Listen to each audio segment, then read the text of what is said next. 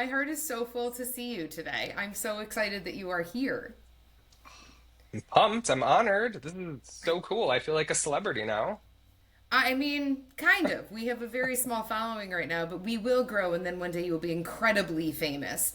Welcome, friends, to Every Day with Kay. I am your host, Katherine. This is the podcast for the constantly curious community, and today I am joined by one of my most dear friends, just a beloved human who I don't think you could ask for a kinder person, truly, with like a better heart. Oh, okay. Brian Michalski, who I've practiced your last name 17 million times, making sure I get the right in there.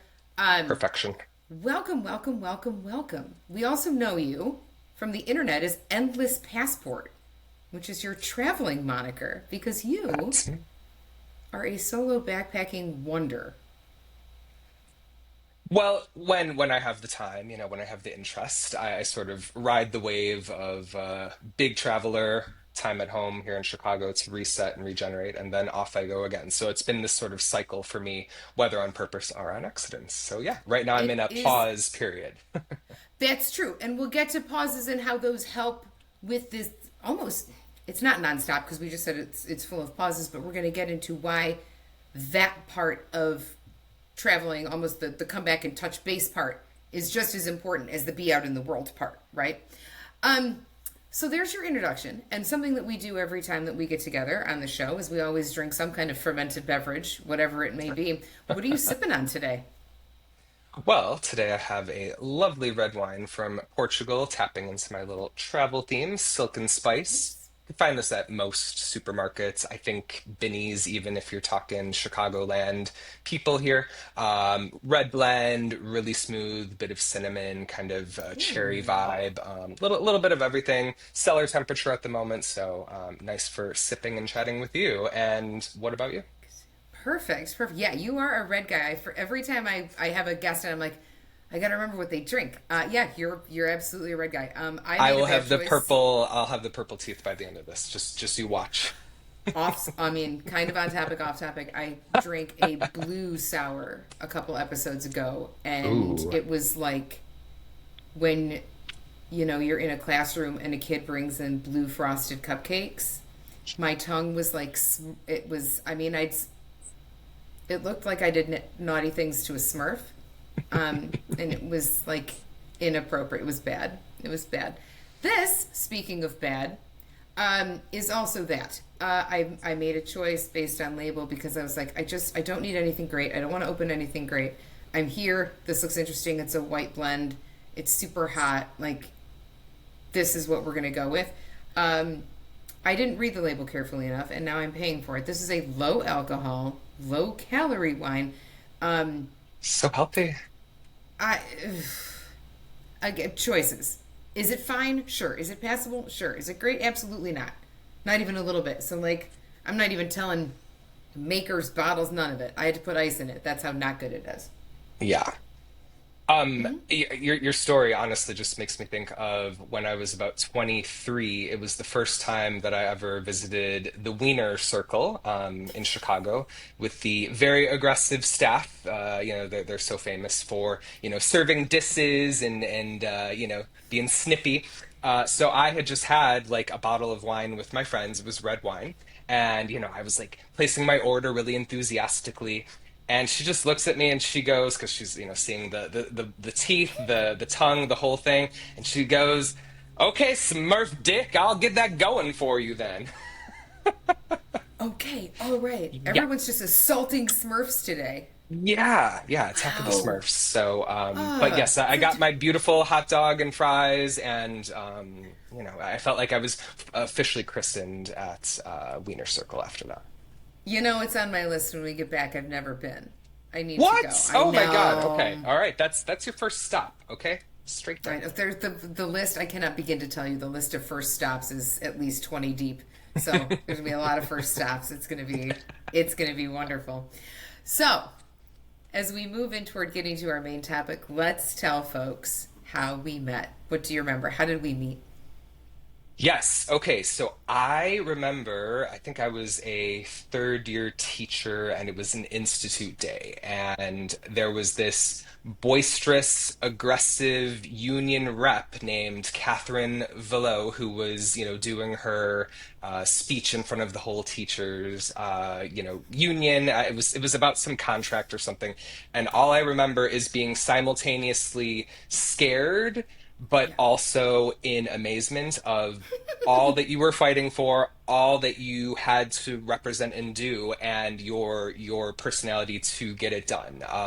And maybe you can fill in some of those gaps for our listeners. But that was the moment where I was like, I need to be friends with this person who scares me a little bit, but also I feel like I could learn a lot from. And here we are. What is it, 14 or 15 years later? Oh, easily, easily. Okay, so one of the things that I remember about our first, like, you know who the teachers are. We were in different buildings. I had been at District 91 for a very long time, and then you were there. And I remember saying to myself, I need to be friends with the gentleman who wears all of these different colored jeans. Your jean collection was it just Yes. legend. It lives on in my brain, rent free for the rest of all time. It's just it's Happy spectacular. to have done that, and the reason for that was actually pretty innocent in its history. I was a kindergarten teacher that year that you're probably talking about, and the f- I think it was like all of September, all of October, each week had a color theme. So of course it was like a red week, then a yellow week, that kind of thing. So it got to the point where I was like, well, of course we're going to dress the color that we've been cheerleading all week and, reading about and all this stuff. So it was just like, a red pair of Skechers. And then I was like, oh, well, the orange Vans are really cute too. And before you knew it, I was buying a pair of shoes and pants to match every week just cuz. And then students were following the example. They were buying purple pants and, being like Oompa Loompas and stuff. And it made it made that crazy year of teaching kindergarten just a little more fun and, just not as scary and intense as it sometimes was. It's true. I mean, I will say, as a human person who veers toward gray and black and just different shades of black and like occasionally some taupe, seeing someone who can dress as an actual rainbow, no matter what time of year, day of the week, time of the day, it doesn't even matter. I was like, God bless. Who has got green jeans? That guy, and I need to be friends with him immediately. And And less then, likely to get hit by cars. oh, I mean, if they can see it coming, right? You got to give them something to look at. This is true, especially And with and crazy and even drivers. even today, red shirt, red wine. Don't they say when you drink red wine, you're supposed to wear the red shirt? So there you go. Probably. I mean, definitely don't. I don't think they say that. Let's be fair, but They could say that. I think if they did say that, it would be totally fine. I mean, what I do know is this: don't drink a stout and wear white pants. okay. That's like Learn that. There's my fashion. learned Like, learn that the hard way, right? oh Lord, Mm. so many times, so many times. So moving on. Since we are in fact embracing curiosity with the podcast, what are some things that you are currently into? Interests, hobbies, like just even obsessions that you've got where you're like, I just can't get enough of this one thing. What's on your radar right now? Two things come to mind. The first is the gym. When I travel, I choose not to go to the gym to get the day pass because I'm changing cities every 2, 3, 4 days. So let's just say on a really good day, I wake up on day two to seek out the gym. Great. Get the $10 or $15 day pass. You just learn where all the equipment is, and then I don't know, 2 or 3 days later, you're leaving. Doing that over and over for me doesn't work. So I really lean into cycling as a traveler, definitely hiking, scuba diving, right? So more like of the cardio vibe versus the weightlifting vibe. So anyway, I'm finally back home-ish. I can tell you more about that later, but joining the gym again, Planet Fitness. I know where the equipment is. It's reliable. It's there for me. It's inexpensive to be a member there. And I have just been loving rotating my arms, back, chest, core, and leg days. And clearly it's working so instantaneously. But no, Come in all seriousness, on. I feel healthier and better and sort of regulated by that. that ritual. I think that's a wonderful thing to just be into. And again, I think it's part of the grounding of coming back from all of the time zones and the cities and the different places and rest in your head in a thousand different locations, right? To Yes. like a sense of routine, and this is the thing that I do, and this is the thing that makes me feel grounded and rooted. And those are so important, right? And then again, like it allows you probably to feel rooted enough to go back out and do what you do after Yeah. soaking all of that in, right? So like you're a little sponge right now. Definitely. Yeah, I think of it really as like inhaling and exhaling, where, the exhale is the adventure and the going out into the world and doing the things that really put you outside your comfort zone. And the inhale is back here at home where I'm with friends, family, getting back into those routines, like you said, and just having some grounded normalcy. Yeah, Um, absolutely. So yeah, and then 100%. the other one is way less like spiritual and cool. It's just that Taylor Swift released a new album, and I have been listening to that basically on repeat. Swifties love ya, and if you're against her, no hate there. But I am a self-proclaimed Swiftie. So. I couldn't tell you any songs. Here's what I know Okay, about but do this you woman. hate her or are you just neutral? I I need have to hear no. your yeah. Okay, I think where I land on it is, and this is only what I know, right? What I know is that she is, from what I've read, again, I don't go down any rabbit holes, but from what I have ingested, she is very good to the people that she employs, and that makes me very, very happy, right? Like Yeah, yeah. big bonuses and all those things. I know that she does charitable work, which is close to my heart. Very nice. You want to make sure that people are fed. You want to make sure people are clothed. You're giving money to charity. Wonderful. I also think you gotta have your head's got to be screwed on pretty tight to be that kind of a business person. I mean, you don't build it overnight and you don't manage it overnight, right? So, like, those are the things that I know. Could I name you a song? No, I could not. Could I name you what era I am in? No. I'm in my swamp era, baby. You're wearing it well. You're looking good. I mean, you don't really have a choice when the sun's beating on you many hours a day. You have zero option. This is not one of my questions for you, but what is the hair inspiration going on there? I am just My it's like hair? yeah, it's hypnotic. I'm It's a rat's loving it. nest. It's a rat's All nest. right. We got a lot of gray in the front. Okay. We haven't quite grayed out here yet. I am in fact using some It's purple shampoo. working its way back. Okay, love the purple. I know you always had like a colorful streak in your hair, I feel like. It's very, Yeah, very well now you. I'm just trying to age quicker. I just want it to be Okay. gray faster. I just want to be old faster now. Like I'm tired of lingering in this weird late 40s thing. I just want to put me over the hill. That's it. That's just Yeah, where I want to yeah, be. Right? Like that's it. No, this is just disaster today, but I appreciate you very much. So that's therein ends my knowledge of T Swift. Well, I mean that, and I know that her boyfriend plays a sport. I'm sorry, her fiance plays a sports ball. yeah. Right. Yeah, yeah, yeah. Yeah. Travis Kelsey with the football. It's interesting that you know kind of the important things about her, like in theory, assuming it's all true, and I think it's been proven or whatever. Yeah. Yeah, that she's good to her people. I feel like that sort of overrules any type of love or hate for specific music. It's like separating the art from the person. Like people love Michael Jackson's work, but maybe don't like what he was accused of, or that kind of thing. So that's always interesting for me to sort of like split those hairs with artists and performers. I agree with you. I actually couldn't agree with you more. I think it's really, really, if you're going to be that public and we're going to see that much of you all the time, everywhere, there have to be pockets that people pick and choose to know, right? Um, Yeah. so yeah, that's. But I think those are cool things, right? You've got your very spiritual side and your very poppy side. That's all right. Yeah, You're hip to the yin pop and the culture. yang. We love it. We love it. So we're here talking about what it is that I was struggling with this as I was getting ready. I was like, it's definitely not a career. It's 100% not a job, but it also kind of is, but it isn't. This is a passion project that's been going on for a number of years. Um, I mean, you want to give, how did this start? how did solo global backpacking start for you? It is a bit of a long story, but I will try to get the highlights for everyone.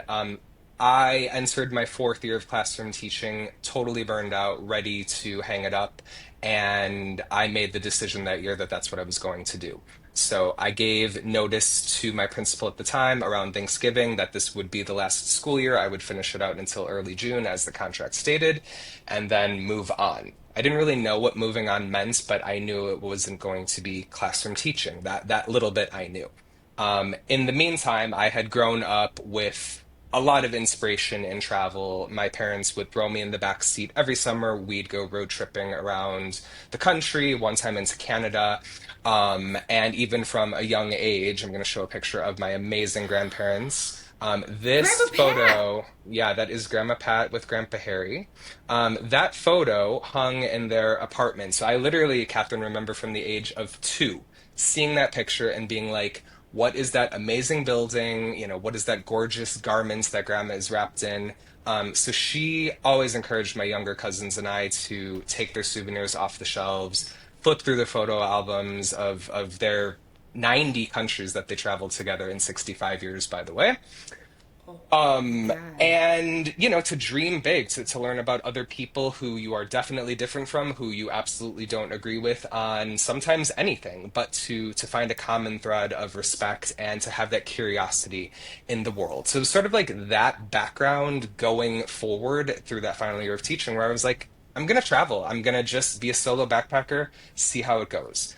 So I got a second job after I taught 25 kindergartners. I would drive into the city and wait tables at Melting Pot, woot woot, fondue, um, until like midnight. So I would get home at 1 a.m., getting off the red line in the 77 Belmont bus. My brain was racing. I had all this money I was saving, had no idea where it was going to go, though, where I wanted to go.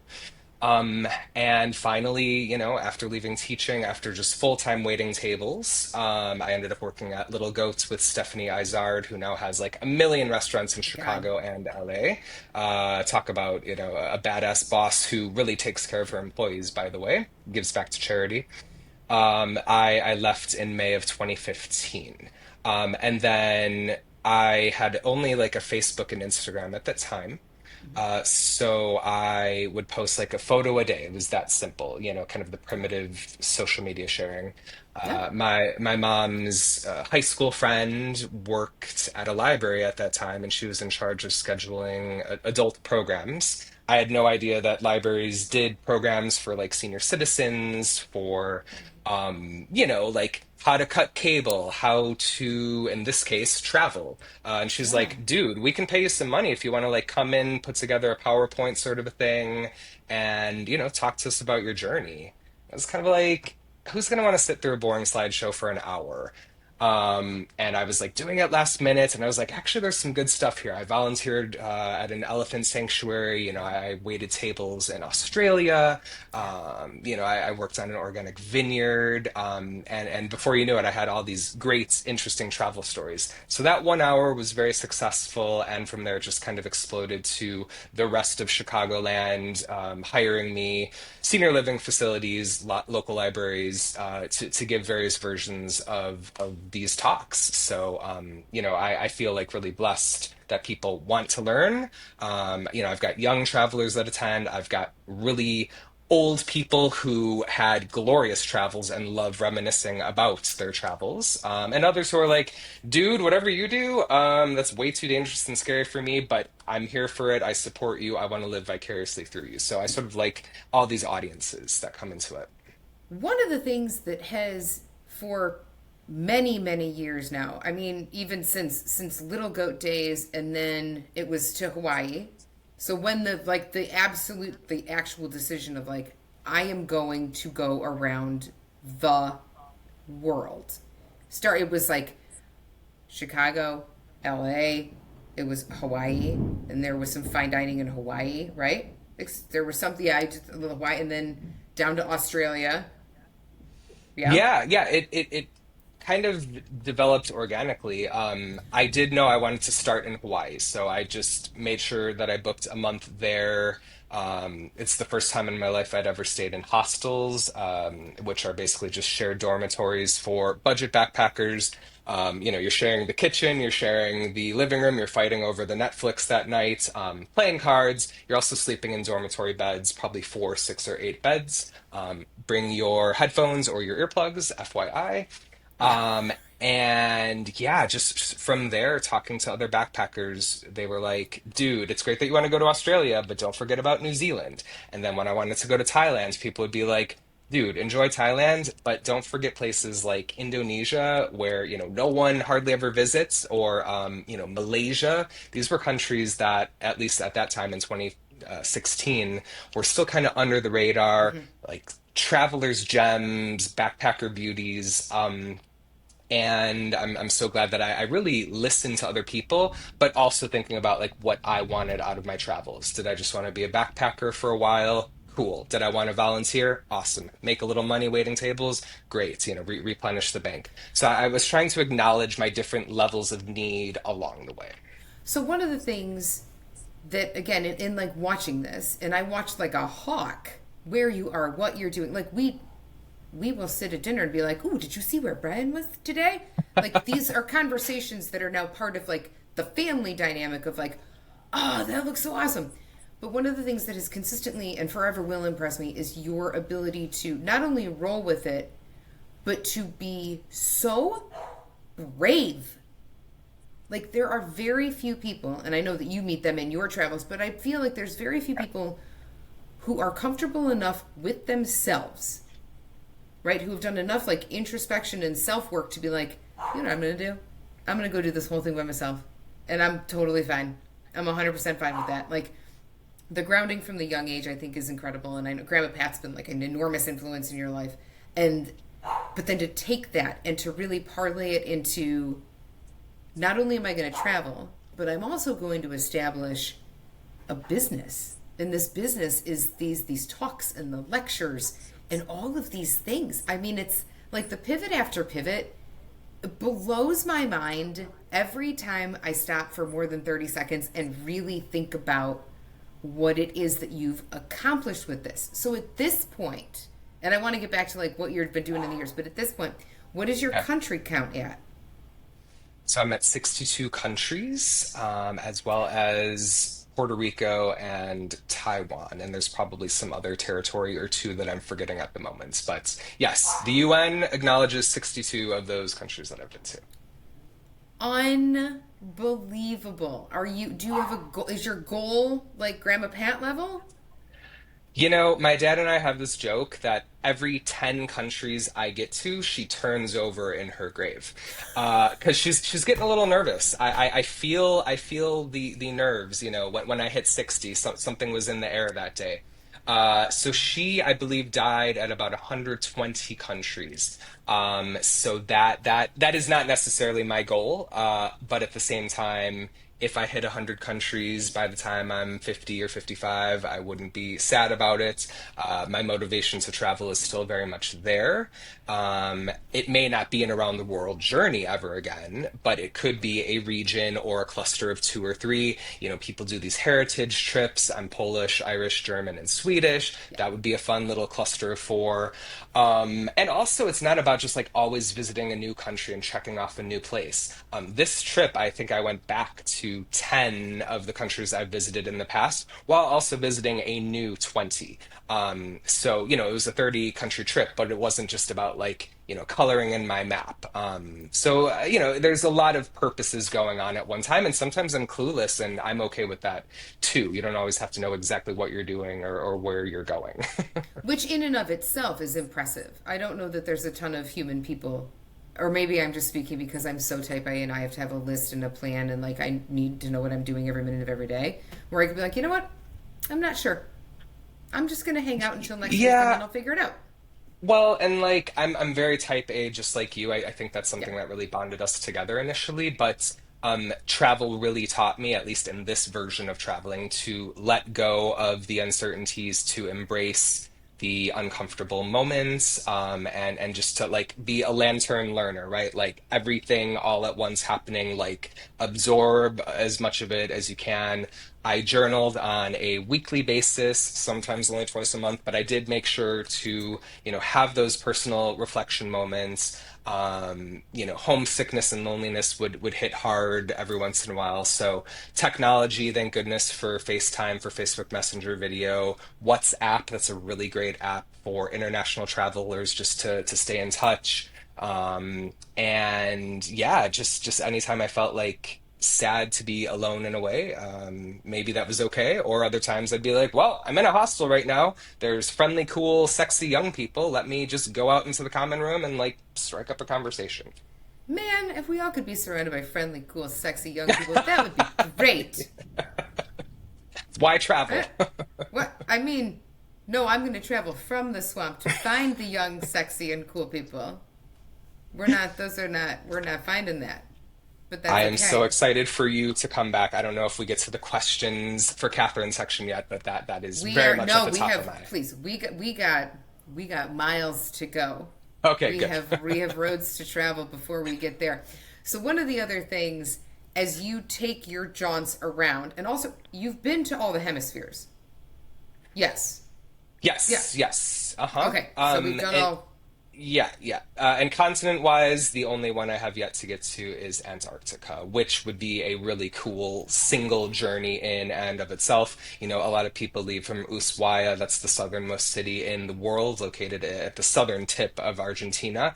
That's when they hop on the cruise ship and jet down there to Antarctica. And I think there are other options too, but that's at least the one that I know of. It's not cheap. I think it's at least 10 grand. I think you also have to reserve it like 6, 8, 12 months in advance. So Sure. this is not just like you roll out of bed one day and you're like, I'm gonna go to Antarctica sporadically. There's a little more planning involved than you might expect. Yeah, well, I mean, you're going to an ice cap, so I would hope that Yeah. all of the planning is, like we've got to give deference to where we're going, right? Like but that's something else that I think you've learned through your travels as well, right? It's like I have to give deference to where I am going because not every place that I am going is going to be familiar in its customs, familiar in its communication styles, familiar in a lot of things.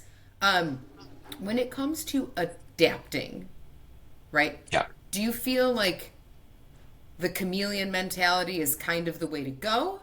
Or is it like, no, I can still bring my own zest, my own flavor into a situation? It really depends. When I was in Africa, I really had to shield the fact that I was gay from any version of my identity. And these young African men would ask me, like, where's your wife? Are you dating anyone? And, I would either quickly change the subject or I would just have to lie and just be like, no, right now I'm single. I don't have a girlfriend. And, I worked so hard in my younger years, right? Like when I first started realizing I was different in that way, which was like, sixth grade on the monkey bars with the other girls, all the other boys are playing, kickball or football or whatever the heck it was in the field, so working from that into the teenage years of like eventually being really proud of myself and coming out a little late. All these young kids are like shooting out of the womb and instantly gay. But back in our time, Catherine, we actually had a true coming out where it was like, Mom and Dad, sit down. I have something to tell you. But that was very real. That was very it was I'm very dying. serious at that time. Yes, yes. So in a place like Africa where I thought, you know what, I'm going to spend a year here on the trip that I just got back from, I really got to the point of not only really being bummed out about the identity piece, but also, witnessing the constant, the poverty, just being kind of grinded down by the heat, the lack of infrastructure, the truly depressing way that a lot of these people live their lives. That was a So good. that was a pivot for me. That was like, you know what? I'm not going to force my way through Africa. I'm going to go where I feel happy. I think that was in watching the travels and realizing the different level, like the way that you communicate online when you're traveling will vary from place to place. And I know West Africa was one of the most challenging places for you to spend time. And I'm guessing the decision at some point was a little tough of like, did you ever feel at one point like, well, I'm like quitting? Or were you like, no, I am protecting all of the things here, here, here, all of the things, and I'm just going to move on? Yeah, I think I felt both at the same time. And you just eventually have to be okay that your outline doesn't always go according to plan. It's one of those things where you have these goals, you can shoot for the stars, and sometimes once you're kind of in the reality, when you're in the trenches, you're sort of realizing like, you know what, this isn't what I dreamt it was going to be like. I'm feeling badly in some way, shape, or form. And I kind of felt inappropriate backpacking jauntily through West Africa. It kind of felt insulting to the people, and maybe I'm being a little too like intense about that, but after a few months, I was like, I should be like doing some good here. I should be giving back. Mm, And I did do a little you did. GoFundMe for a family in need. Long story short, he ended up being able to purchase a used car thanks to my family, friends, and strangers who contributed to this campaign. Now he is a taxi driver in his community. He's the eldest of eight siblings. His father had just had a heart attack. So that felt very good. But then I was like, you know what? That is one dude out of millions Mm-hmm. in that little region of the world. Like, he wasn't even in the poorest situation, and his situation was terrible. So, yeah, Africa really dug deep inside of me, and maybe I need to kind of channel that and go back, having signed up for, a volunteer opportunity, like something serious where you're like, giving water to a community or building homes or schools or being a teacher. So it's not like I'm never going to Africa again because it made me uncomfortable. It just really felt like maybe I didn't approach this place the right way, and I need to get out and rethink it a little bit.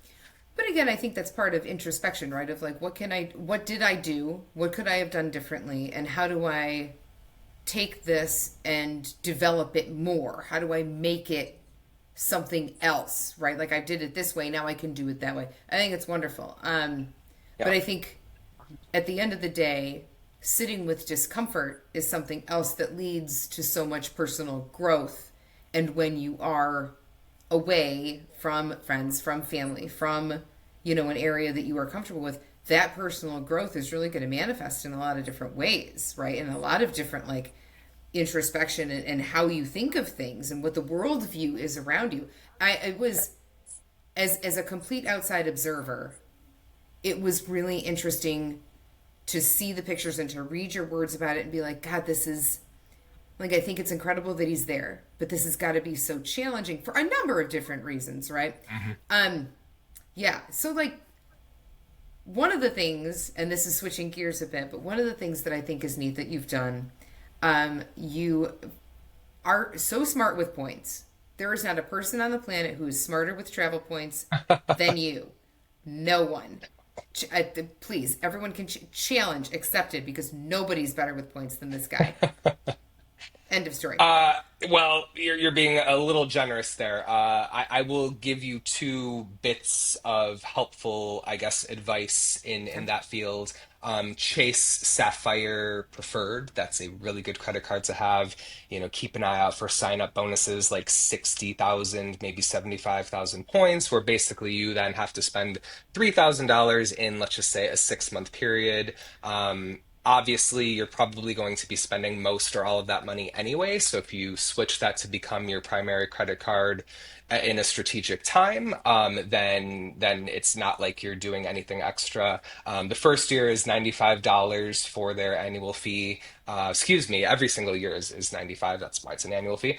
And then, those sort of, if you want to think of them as like anonymous points, are so beautiful because they're not only tethered to this specific airline when you're finally redeeming those points. You could be like, you know what? I want to do an Airbnb experience with a sliver of these points. I want to get this really cheap flights through this airline nobody's ever heard of, hotel nights, and it goes beyond that too. But the point is that there's flexibility there. And then the other one is Charles Schwab has a debit card, no annual fee. It's just their like classic checking account. They reimburse all of your not only foreign transaction fees, of which there are none, but you get all your money back from any ATM fees that you would accrue. So I did the math in my, 60 plus countries.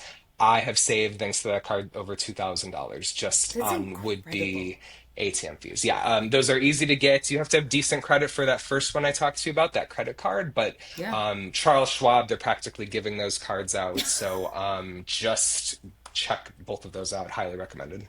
I think I mean, it's incredible just to get some tips about doing this because, again, I think that's Yeah. another thing that if folks are like, you know what, I would love to do this, but some of the pieces to this puzzle are daunting to think about all at once. But this wasn't something that you learned overnight. This is an acquired skill. This is time, right? This is time doing its Right. thing. And I do know true travel hackers who go willy deep down the rabbit holes and capitalize on these opportunities way more frequently and frankly just better than I do. But kind of for where I'm at mentally and kind of the energy that I want to put into going down a rabbit hole, but maybe not as deep as some others. Yeah. This is like a good middle ground for me personally. Others might be like, Brian, even what you do is too much. I can't deal with that. And then other people are kind of like, just go a little deeper. Like you could save another, say, $1,000 a year if you just did X, Y, and Z. And I'm kind of like, well, for me, it's not worth it at this moment, but Right. maybe in 6 months it'll be worth it. So it's Eh, and they're constantly changing the programs, so you do have to keep up with your research as well. I mean, everything's going to ebb and flow, right? I don't want to put the energy into it now. I'll put the energy into it later, maybe, or maybe I Such won't. such is life. Yeah, yeah, yeah. Such is absolute life. So there have been highs, highs, highs in your travels, like elephants and orangutans, and one of them that I want to talk about. Um, and this one, I felt very personally invested in this. I guess if everyone can't tell, I stalk Brian's travels aggressively, so I can see where he is, what he's doing, all these things. Like I am like one of the big online fans of like I just need to know what's going on today. You are a true groupie, and I I know. cannot tell you what that means. Certainly in the successful times, but also in those times of need. Like you are just there to be supportive in all the ways. So I really need to thank you for that. It is my honor and pleasure. But one of the things that you did this past loop around um, was something that is on endless people's bucket lists that no one will actually do, and you did. And it involved prayer flags and a very scary bridge and a whole lot of altitude. Do you want to talk a little bit about your time at Everest? Yes, yes. So to be clear, I didn't climb to the top of Everest. Just want to be upfront about that. But there is this very famous trek for sort of normal-ish travelers called Everest Base Camp, where the end point of that journey is you getting to where the insane hikers Yeah. who actually do go to the top. So you get roughly two-thirds the way up through the Himalayas. This is such a terrifying experience at the beginning that might deter people, but you are flying in a tiny little propeller plane leaving Kathmandu, the capital city in Nepal, and you are landing on the shortest runway in the world at the smallest airport in the world. So it is a very steep, abrupt landing. Okay. Uh, I and just felt like I was on yeah, a roller coaster. Oh my God. Okay. uh-huh. And then when you finally get off the plane, you see the next people behind you, and it looks actually even scarier watching it. So you're kind of like, well, at least I experienced it first, then saw how we actually frickin' landed in the place.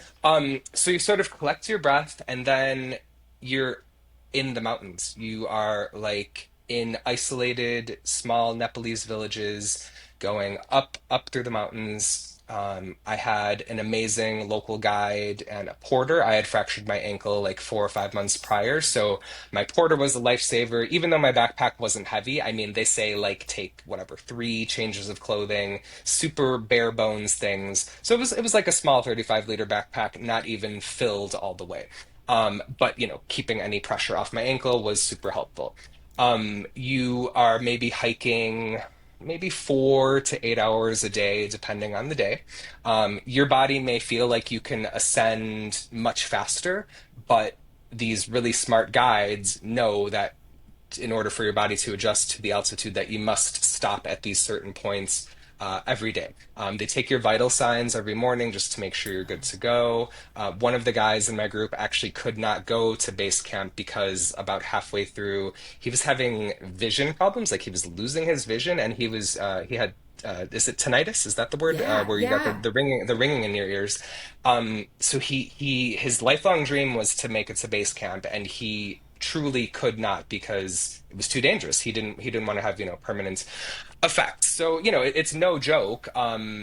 It took about 10 days to get up to something like 17,400 feet. I think that's the base camp point. And it gets colder, each bit you go up, in these little villages, much more bare bones.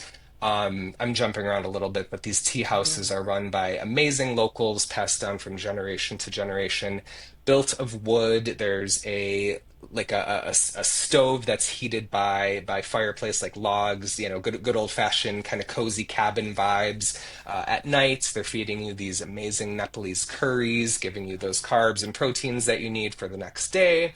And then you shiver in your sleeping bag in your layers because the bedrooms are not heated. It's all part of the experience, though. You're getting up really early, probably 6:37 a.m., and again, you're going through that trekking process every single day. So people have to get helicopter lifted out of there. As I mentioned, my friend didn't get to go all the way up. And it's the only time I felt altitude sickness in my life. Wow. Was right there on Everest Base Camp, because there's an adjacent little mountain. If 17,400 wasn't enough for you and you want to hit 18, you can go up to Kalapatar, which is like practically suicidal. I mean, the human body is not designed to go that high. But I had a splitting headache, Catherine. Even carrying nothing, I could barely move my body.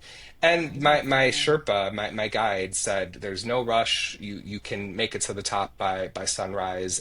Even knowing that I could barely move, it was just like I felt like a prisoner in my own body. So fortunately, that was only the case for a few hours there at the very top. But I know that that is kind of like my maximum. Like I will not be like, oh, I'm whatever gonna go to the top, in 5 or 10 years. For me, that's not a personal goal. Um, and then, yeah, you spend maybe 3 or 4 days going back down the exact route that you traveled to get to that high point, and you get back in that scary little propeller plane and go back to Kathmandu. Oh my God. Unbelievable. Unbelievable experience. One of the very best. And the other backpackers, the other travelers are so enthusiastic. They are so impressive. Their stories. I mean, they become like family. You're leapfrogging each other. You're walking together, and you're kind of relying on each other for when things get really tough physically and mentally. I do think it's interesting how, through all of your travels, you've really created such a global network of friends and a global network of people. Yeah. And I think so, leading into the next thing, and not everything is like orangutans and elephants and kangaroos and hiking Right. to Everest and like wonderful like experiences. Not everything is like that. Um, and the unfortunate reality is that part of being a global citizen and part of being a traveler like this, shit happens, and unpleasant things can happen. Are you comfortable talking about your recent? Yeah, I I mean it was, am. and it Hmm. was. It's. I think it's scary for anybody that knew you, knowing what happened. But again, Sure. I think sometimes when we talk about things like this, it's important to be like, yeah, absolutely, things are great, and yes, you can do a lot of very cool things. And like this is an incredible experience, but also this is another reality that exists, right? And like Yeah. much like life, this dichotomy is out there. And the unfortunate piece to this part of our conversation is that not only have you experienced some incredible things, Right. but then some like a devastating event happened, which actually I think brought you back to Chicago and the States earlier than expected. It did, yes. So I had flown from Australia. I had a 5 hour layover in Santiago, Chile. And a few hours later, then I was in Bogota, Colombia. So that was like a 20-hour journey, and that really felt like a turning point in the trip because I had already traveled for it was about 21 months at that point, 21 and a half, something like that. And you sort of start to see the finish line when you are back in the Americas, right? I had done Europe and Africa and Asia and Australia. So now I was like, okay, final turn, here we go. So I was really kind of celebrating that, and I had accrued these unbelievable souvenirs. I mean, I'm the nerd who buys one magnet per country and has it very carefully wrapped and, always negotiating the price because that's part of the cultural thing to do. And, it's frickin' $2 and they you might ask for it for $1 and you meet in the middle somewhere at like a buck 60 or 70, and Right. they respect sort of that back and forth of like, yeah, he's a shopper, and I had accrued souvenirs for my students that I tutor. We're talking like little Australian boomerang magnets. What else did I get? Bookmarks from Yeah. Egypt, face cream from South Korea, because that's like the beauty capital, at least one of them, for like my sister, my niece, my mom. So, but by this point, I was starting to buy souvenirs since I knew I was going to be home, what was slated to be August 13th back in Chicagoland.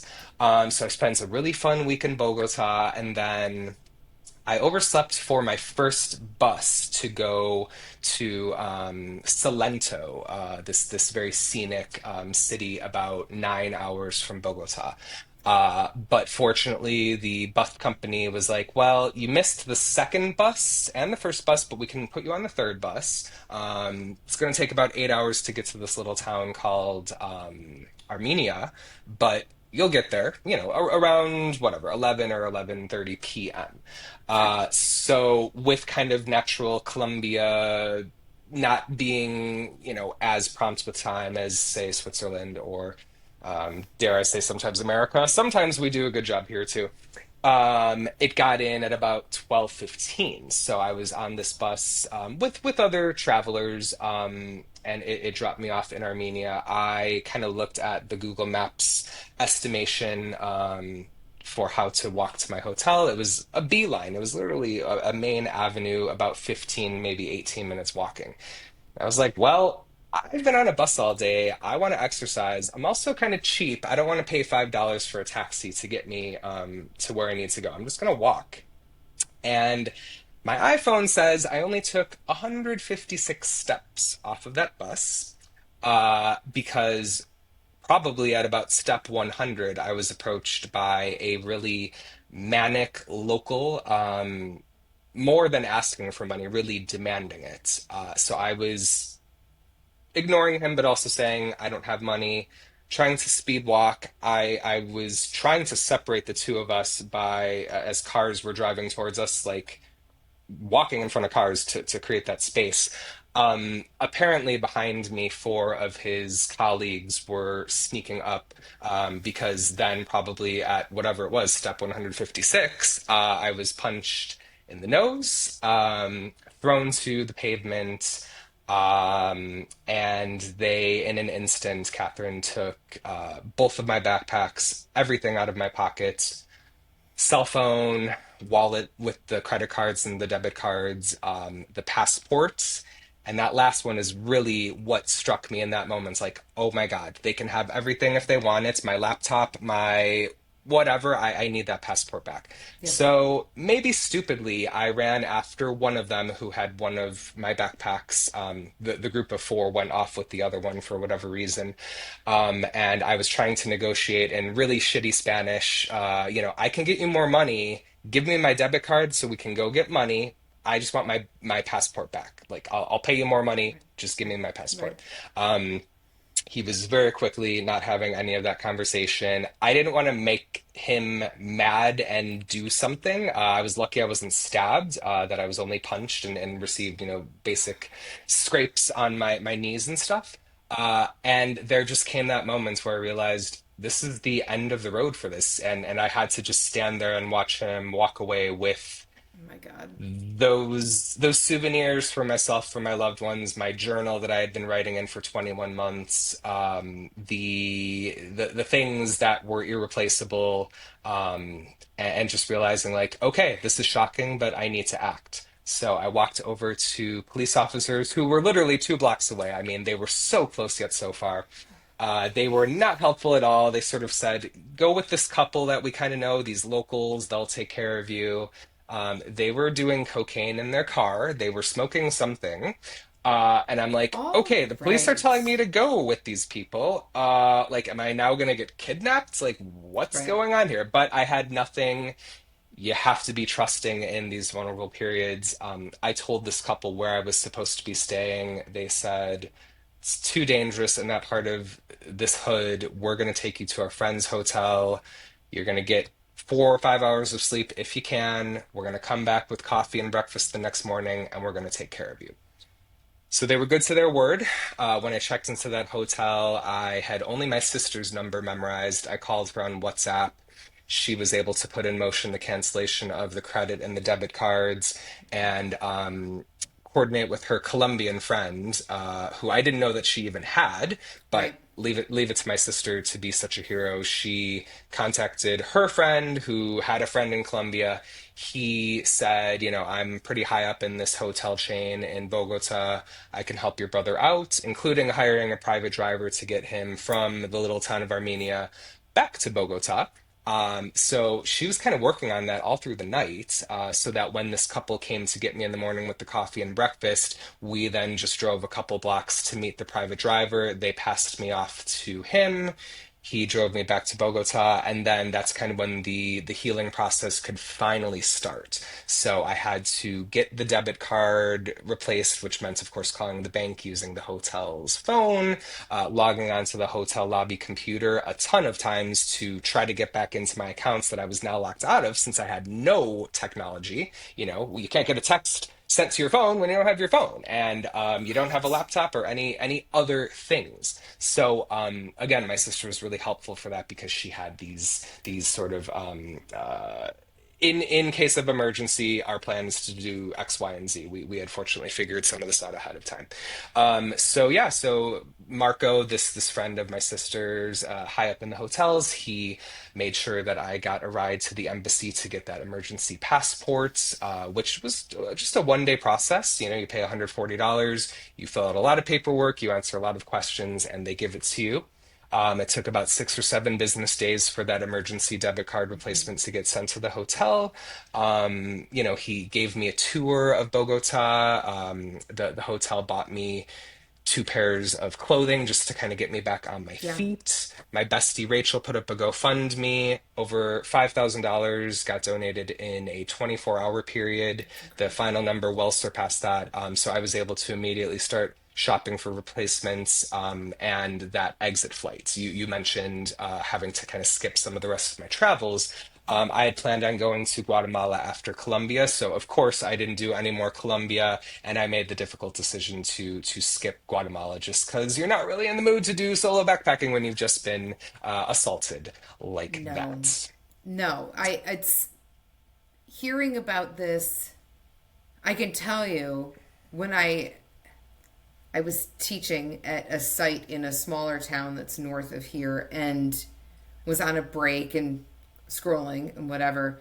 And I dropped my phone when I read it and Yeah, then called Chris immediately. And he goes, "Did you read it?" And I said, I did just now. And he was like, I have no words. And I was like, I don't either. I'm like, I'm going to read it again yeah, and wait for updates.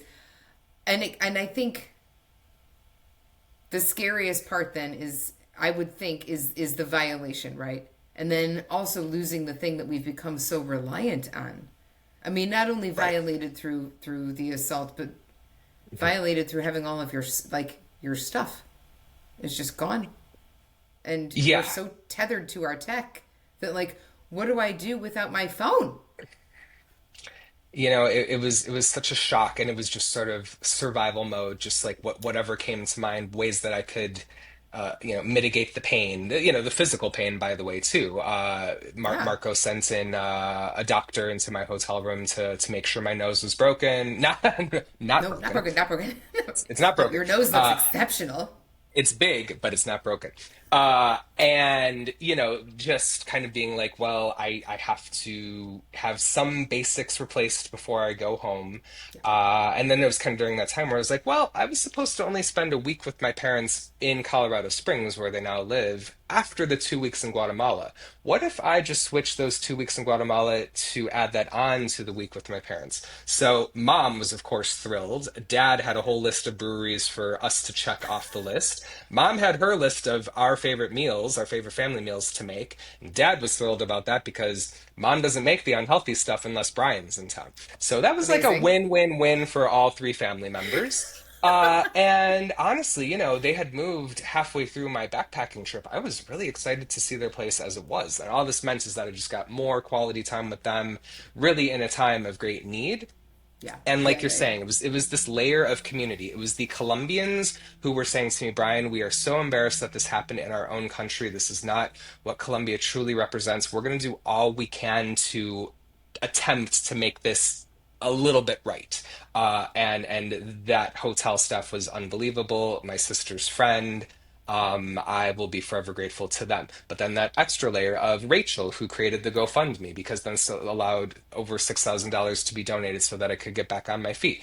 The layer of my family and friends, who were very supportive during the successful times, like you said. When you're with the orangutans, you're taking selfies with the orangutans, and they're the ones being like, "Dude, this is amazing. I'm never going to be able to do this, but I admire you and have the best time of your life." But then, when the pendulum swings the other way to these devastating situations, to just be like, hey, we've got your back too for this kind of shit. It's like we're there for the bad stuff too, and don't forget it. You don't have to pretend to be happy for me. Like, this is a real shitty moment, and we can talk about that and we can process it. So I felt like this unbelievable support, including from yourself, of just person after person reaching out to me, donating money, checking in with me, and just doing what sometimes little bit in their opinion that they felt like they could do, but to me it meant the world. We talk a lot about community and the importance of community on the show, and how we need different kinds of communities to just survive. It isn't like, oh, I just have my friends. Like, no, you need layers of community. We need to have that in order to get through all of these things, right? And I think I love how you just tied all that in and tied it all together. Um, we could move on to, because I'm sure this just rolls right into it. There are valuable lessons that one learns when one travels, right? What are some of the more, and we're not even at the question part yet, what are some of the more valuable lessons that in the past, God, it's been 10 years you've been doing this. What are some of the more valuable lessons, or like maybe your top three, that you're like, these are Sure, the things that yeah. are really getting me through knowing how to do this? Because what you've been doing is an acquired skill. Like, this is not for everybody. Right. I would say one of the first is trying to be present in the moment. I would go through my travels being like, "Oh my gosh, I wish I did this activity in this city. I wish I had chosen this dish at this restaurant, but now I've moved on and I'm not going to get to do that." And then I would also worry about the future of being like, oh my God, am I going to have enough money and time when I'm about to fly to this next country to do this, that, and the other? Every once in a while, I almost had to kind of like slap myself in the face and be like, dude, what you're doing is hard. You can't do it all. Just enjoy where you're at right now. And I think I was very bad at that. My first trip around the world in 2015 through 2017. I went to South America in 2019, got a little better at it then, but I think just in becoming a slightly more mature adult than I was 10 years ago, this trip, I think I was just telling myself more and giving myself like positives to celebrate and just being like, enjoy this moment. Like, you're never going to be this young again. You may never be in this country again. You're probably never going to be with this unique group of people again. So just live it up and enjoy it. So being present in the moment, so unbelievably critical. I know that's kind of a cliche, but thank goodness we can have that recognition sometimes in these moments. Yeah, but like when you have, listen, cliches exist for a reason, right? And when they're true, they're true. So sure, be present might be on a T-shirt somewhere, but at the same time, Yeah. right? Like you know it is. It's like it's somewhere on Etsy. Like be present. You're like shut up, go drink your PSL and go somewhere else. But like, Live, laugh, love. oh my God, get bent. Um, Yeah. that's just get bent should be on the shirt. Not be present. I would be a number one seller. I'm down. Please, please don't threaten me with a good time. I'll go just get bent and put it in the story now. But yeah, being present, I think it's and it's something that I think everybody struggles with, right? Because we're constantly pulled from a million different sources at every minute of every single day, right? All Yeah. right, hit me with Um, one more, and then we're gonna move on. For sure. I think you can never go back. That's something I really learned this trip. Oh, Like, that's places good. I was comparing myself, my good time to in 2015, 16, 17, I had to realize that the places have changed, right? People move away who you were friends with at that time. Places become more touristy and more built up. You know, it's impossible to hold your past self to that time then.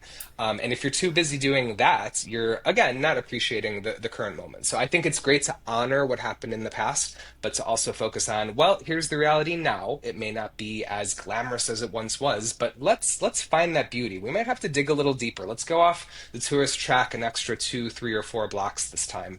It's not going to be as spoon fed to you maybe as it once was.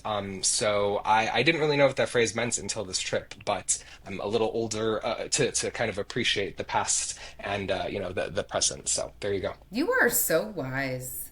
Oh You're yeah, the just wise one, wise. the wise guy. And It's then really quick, so I have to sneak wise. in this Yes. little extra tiny lesson. People of different countries who we might see as like the enemy aren't necessarily the enemy. What I know is that people are not representative of their government or vice versa. Sometimes there is a regime in power that absolutely does not represent the kind and generous people who you are surrounded by 99% of the time. So I just need to add that little third one in No, there. I think it's we are in a loop right now of assigning qualities to large groups, and that is a dangerous, dangerous thing to do. It's Yeah, just you can't like it's real dangerous. And I'm 100% guilty of it. Absolutely 100% we, guilty we, of it. we, we all Like are. We all are. yeah, but I mean, but it's vital to understand that no, not every single person that falls under this part of the umbrella is also this part of the umbrella. Like you can have a Venn diagram, right? You can be one thing and you can be in the middle. Say the Well said. teachers. That's Say the that teachers. teacher. Yes, I was just gonna say. Oh my God, totally. Say the educators. Get bent if you don't believe it. Um, all right, so here we are. We have come to our three questions. Do you want to go one for one, or do you want to go all three and then all three? I love the one for one idea. All right, wonderful. You want to All start or you want right, me to start? I'm going first. Okay. Okay. And I even have a fourth question, so if you need to cut one out because you've maybe touched on this recently, go ahead. So the first one is, obviously beer and hospitality was at the center of your life for so long. What do you miss, but maybe a little juicier, what don't you miss about that era, if you will, of your life? Ooh. I feel like an honorary Swiftie.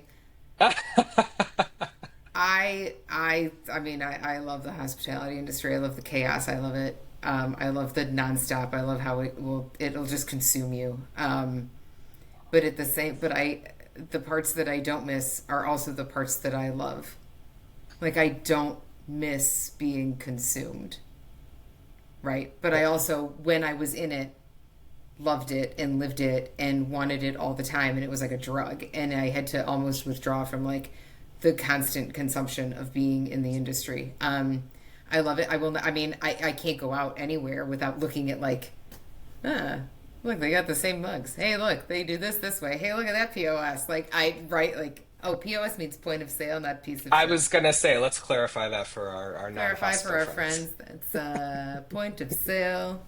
So when somebody brings you the toast thing, that's their POS. Sometimes toast is also a POS. Um, yeah, I think it's like it's the consumption part of it. And it's funny that you asked that. I'm sorry, I'm interjecting now into the questions. I noticed the other day, after like the clear blue sky, that I could rotate my neck fully. Like I can look over my shoulder to back a car out, and I haven't been able to rotate my neck in probably a decade because of just consumption and stress and tension. Truly, and I was like, oh my god, I can look over my shoulder. That's fun.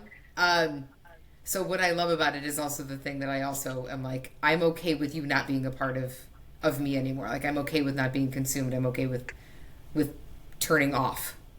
I wasn't okay with that before. I was always on, and now I'm like, it's okay to be off. That's a good one. Yeah. Yeah, well, I mean, the several times that I visited your shop, it was not just, okay, Brian is a friend coming to my shop to buy beer. It was like this is a family member coming to sit at the community At the table. table. And even though your hair was on fire and you were running around putting out other fires, you were still present in those moments, talking about your menu, talking about what's new that's being brewed. And I just remember being in awe of you, thinking like, how the hell is she doing this? And doing it with such grace. And I know it was a little chaotic, but you still, you really just set a new level of kind of, this is the ideal in hospitality. So I I really appreciate you. Thank tapped you. That tapped was into you as not only an inspiration but as an example. oh my god. All right, I appreciate you, and enough with that. What's this? You've eaten food from all over the world. What's the scariest thing you've ever eaten? Ooh, the scariest. I think the one that scares people the most is the fried tarantula that's about as big as your hand. All they do is put a little salt and sugar on it. This is in Cambodia, in Southeast Asia, in the street markets. They've got a whole cart of bugs, but the piece de resistance is that tarantula. It's on a stick, it's already dead. But as you're putting this whole thing in your mouth, this one bite, you're Yeah. feeling the hairy Okay. legs grazing your tongue. You're kind of squishing into the squishy head and middle part, whatever you call that thing. And it's a little Thorax. crunchy. Yeah, everything's crunchy and thoraxy and legsy and hairy. So you just try to get through it, and you get your protein fix for the day, I guess. Well done. Everything's just a little bit thoraxy. Oh my god. All right. I mean, I knew it was going to be good. I didn't know if you were going to go with the sushi that was still moving or if you were going to go with one of the bugs.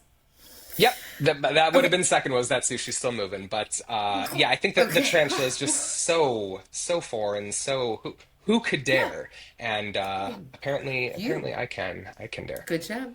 Good job. So my All next right. question for you. I must know which international destination is at the top of your list, and then sort of a second half of that question. Do you have any international adventures booked for 2026? I have no international adventures as we navigate more pivoting. I think Yeah. once we settle, we're going to do that. The next international adventure will be, and then we can go to the top of the list. But the next international adventure will likely be going over to the UK and spending a fair amount of time assimilating to the country that I have adopted purely through watching so much British television.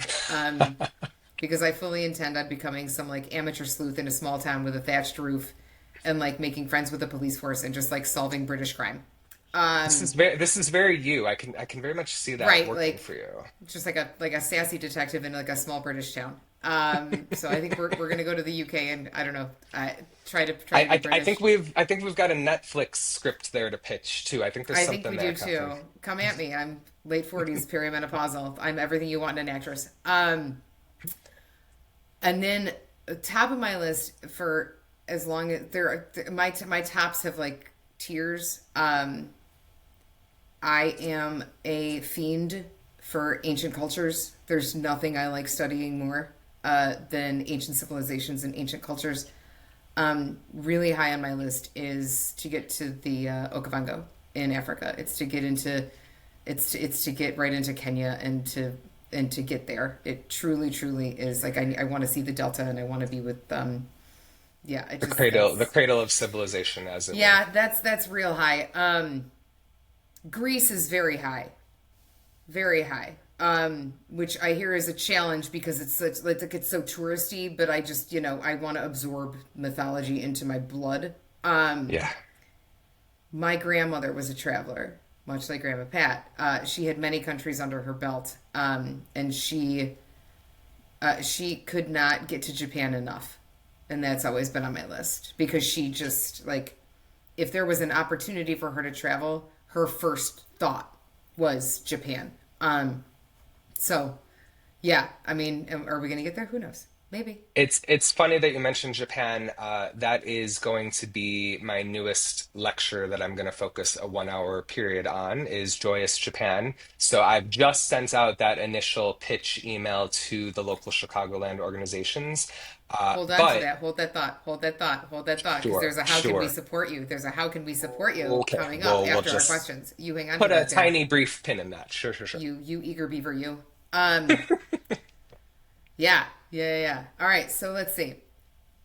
Um what's one thing that you always pack no matter what? This is the thing that's in your bag always. Um, let's see. But besides a wine opener, Oh no, that's an excellent one. That's phenomenal. I love that. When do you take your key? No, not that well, key, that key. they have the one that looks just like I don't know, a cylinder, right? A really thin cylinder, and you pop the little thing out, which it really surprises me that airlines allow that as a carry-on, but only in the Philippines have has that been an issue. Interesting. But when you are a wine drinker like I am, and the hostel doesn't have a wine opener, that's kind of what you need is that backup. So I feel like that's a very alcoholic answer to give, but that's the one No. I'm gonna give. That is incredible. I in my brain I was like, I wonder how we're going to answer this one because there are, I mean, yeah, there's a lot of things, and you've been doing this That sparsely that's with one to that's two backpacks. I love it. that's the fun item. I mean, I could tell you that I pack, five pairs of underwear, five t-shirts, two pairs of That's pants, boring. two pairs of Wine opener. shorts. Lame. Move on. Yeah. Wine opener. Wine opener. Wine opener. All right, you're up. All right. This one's a little on the lighter side, but I'm always looking for new music recommendations, any Oh Lord. new non-Taylor Swift singers or bands that you're into at the You know it moment. ain't new, but I'm going to tell you somebody else came out with an album recently. Maybe not quite as popular as T Swift, but the musical love of my life, uh, the just incomparable and ethereal Sarah McLachlan, who has Oh, taken over a decade off from wow. releasing. Yeah, it's been a decade since she's released anything. So the way that a lot of people feel about Taylor is the way that I feel about Sarah because this is like my '90s Lilith Fairheart just like burst open with the new album, and I was walking and crying, and like I was just like all of my Gen Xiness was like on display for the world. And I'm gonna watch the Lilith Fair documentary, and it's just it's wonderful. It's just great to hear somebody that feels very familiar. Other than that, I'm out of the loop. I think everybody in the world knows that I mean I ride hard for yacht rock and smooth jazz. I It's mean, terrible. It's so lame. It's so awful. But you know what? Here's what I've I heard don't, I don't as a judge. Yeah. neurodivergent purple person. There are times where like there are just times where I can't have the input of lyrics. So like Yeah. chill stuff and like electronic stuff and like jazz like I that just helps my brain. I never understood how certain friends of mine in college and high school could listen to music with lyrics while studying Yeah, and or no. writing, like Oh, reading. How do you do that? I fully feel you on that, just letting the music do the vibiness yeah, for the brain. yeah. And I think with the amount of input that's coming in, right? Like trying to stay aware of the world around us and all of these things, like we're constantly inputting, and like that's just kind of like a thing I can't when I can't input anymore. God damn, it's awful, but it's just Hit me with some Our smooth jazz brains, and coffee. our brains know what they want, and we know how to feed them. So It's, let's. you know what? It's part of it's the wonderful thing about being an autonomous person. Is being like, I don't want words. I'm sorry. Hit me with that sweet, sweet soprano saxophone, Kenichi. Come at me. I think All right. he just came out with an album, didn't he? Like Did not I hope he's never two cutting his hair? 2 or less years ago. He refuses to cut the hair apparently because he knows that's part of his identity, and it's sort of like you're cutting away the I don't know the personality of the person. He knows he has to keep the hair. I mean, that is an extra limb for him. I feel. Oh, Jesus God. I mean, Songbird slaps. I'm not gonna lie. Do you Um, think he has insurance on that hair? Absolutely. Yeah. 100%. I bet it's Yeah. through like Sotheby's in London. Like he's probably heavily insured on his locks. Sold. Yeah. Incredible. All right. Where are you never going back to that's not Bogota? Ah, interesting. Let's think about that for a second. I Or if you want to feel. start with where are you 100% going back to? Pick one and then where are Mhm, you mhm. never going back to? Okay. Well, I would have to say Japan is high on the list. I mean, this is a country that I had uh, literally signed a contract to teach English in 2020, and then we all know what happened, where that ended up getting canceled and not coming to fruition. So finally, when I was able to visit in yeah, just this year, it exceeded already high expectations. The people are so kind. It's beautiful, efficient. That bullet train, the Shinkansen, just zips around. They were 2 minutes late one time, and the train station workers were going around apologizing and bowing to each passenger, saying, "I am so sorry that it is 2 minutes late. We this never happens." I mean, they were like almost panicking over it. I mean, dear Um, CTA, take a page. Take a little note, right? Take a And page. then, I think as fascinating as West Africa was, I believe that there are other countries to focus on that continent, as I alluded to before, finding some kind of volunteer opportunity, going on a safari. There's a lot of Africa Oh yeah. to explore. So I feel like I was really deep into West Africa for those couple of months, those 3 months, whatever it was, and I kind of feel like, okay, I've done what I set out to do there, and it's okay now to like look forward to other countries on the Yeah, continent. yeah. Perfect. Perfect. That is wonderful. Wait, did you have another question? No, you're done. No, I mean I had a fourth one, Good. but I can't remember if we talked about it We don't in need a fourth the one. pre It's fine. or the okay, all right, It's cut fine. that, It's cut fine. it. It's We're fine. we're good. I don't know how to do that. You may have heard remote recording is very challenging. I don't know how to do that. We don't cut anything. We let I'm it so honored and excited. This has been we let it roll. wonderful. We let it roll. So tell me. Kind of therapeutic in a way. Yeah, you're It's like free wonderful. It's therapy. like the thing that I think is the best about the show right now, and we're growing and we're growing at like a slower but steadier pace, is that this is just nothing but like acceptable eavesdropping for people, which is like wonderful. If I can get my fix eavesdropping this way, then I don't have to lean back in like a restaurant and like try to do the like what are they talking about thing. Um, Hmm. Hmm. so here's what I would like to know, and I would like you to share with folk. How can listeners support you? Where can we find you? How can we support you? There are two websites that you can hit up, endlesspassport.com. That is going to have all of my upcoming in-person and virtual events. Or kind of, believe it or not, a little more accessible is facebook.com/endlesspassport, because I've got an events tab that you click on, and then from there you can also directly register with the local organization. It's free, but they like to have a head count so that they can pick the appropriate space and setup. And yes, it is a great exchange of ideas, beautiful photography taken by yours truly, hopefully entertaining stories told by yours truly, and a Q&A at the end where I always have very thoughtful travelers, many of whom are more traveled than myself, who just engage in the best conversation, very similar to the vibes I'm feeling with this lovely lady over here, Catherine. So, yeah, those are the two ways to do so. Thank you.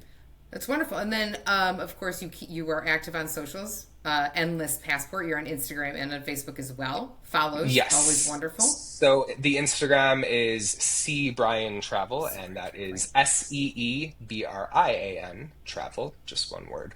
Mm-hmm. Where I'm still posting in starting tomorrow, we're going to be in Australia. So I am about 3.5 to 4 months behind real time, but who cares? Because it's great to process locations, organize them, and think of hopefully fun, quippy captions and give people, valuable information. Well, one of the nice things about taking the time as an outsider who, like, again, stalks everything that you do online is like, all right, well, now I can see that this is where the plane went, and now here we are, and this is the next set of posts is going to be like kangaroos and wombats You're in my seeing how the face. kangaroo sausage is made. Exactly. No, thank you. Yes. Absolutely not. 100% no, never in my life. Never in my life. This has been an absolute joy. And speaking of social media, friends, if you like the show, which clearly we hope you do, give us a follow over on Facebook, Everyday with K, Instagram, Everyday with K. You'll be surprised to learn that everything is the show title. We are on YouTube and Spotify and Apple Podcasts and Audible and Amazon Music and everywhere that you can put something into your eyeballs or into your earballs. That's where we are. Um, and I say this pretty often, if you are willing to show your friends what you made for dinner, then be willing to show your friends what you listened to or watched. Share, subscribe, Love do that. right, do all the if they want to see your dog, they want to see what else you're listening to. Um, do the thing, get on there. If you are so inclined, head over to tpublic.com. I've got a little t-shirt shop over there. Get a little sassy, get a little political with t-shirts. Unsubscribe is currently available because this is all I want to do with my entire timeline right now. Just unsubscribe. Just unsubscribe me from where we are. Unsubscribe. That's it. That's my whole message. Unsubscribe. Goodbye. How did my wine tongue venture? Just wanted to check that 1 hour That's later. it. How are we? Oh yeah, no, we're there. We're there. We're Yeah. purpley. Yeah, We're a I little think I think purpley. we're it's I don't know about if one we're glass's worth right there. I don't know if we're at Smurf Dick level, but we're definitely close. That was so. Oh my god. You know what? We need a little. This is gonna Some be. things This you is just never cult. forget. That's going to be one of those stories that lives rent free in my mind until I'm in Yeah, my and it's 70s, 80s, or wonderful. It's 90s. Yeah, yeah. wonderful, right? I cannot thank you enough for coming on and sharing all of your adventures with us. After I had stopped, hang on, so you and I can catch up and talk about a couple more things. But for right Sure. now, buddy, I adore you. Everybody, thank you so much for listening. Be cool, be kind, stay curious, and we will see everyone very, Bye, very soon. everyone. Cheers, Thanks, Catherine. everybody. Cheers. Bye.